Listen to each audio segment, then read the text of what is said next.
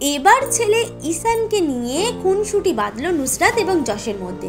কিছুদিন আগেই ছেলের প্রথম ছবি পোস্ট করেছিলেন নুসরাত। আন্তর্জাতিক মাতৃ দিবসে সেই ছবি পোস্ট করে ছেলেকে সর্বপ্রথম জনসমক্ষে এনেছিলেন তার মা।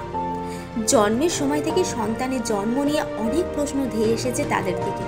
কখনো মিডিয়া বা ভক্তদের সামনে ছেলের পিতৃ পরিচয় নিয়ে সরাসরি মুখ না খুললেও কর্পোরেশন সার্টিফিকেটে কিন্তু ঈশানের পিতৃ পরিচয় যশেরই দেওয়া আছে।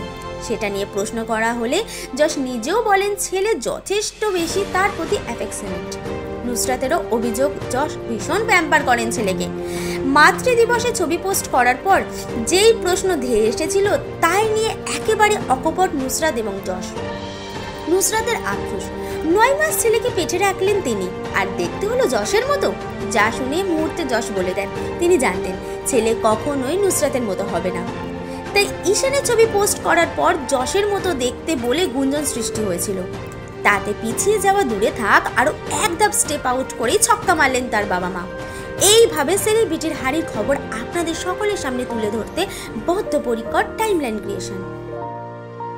এই ধরনের আরো ভিডিও পেতে এবং এই মুহূর্তের সময়ের সঙ্গে আপডেট থাকতে এখনই সাবস্ক্রাইব করুন টাইমলাইন ক্রিয়েশন।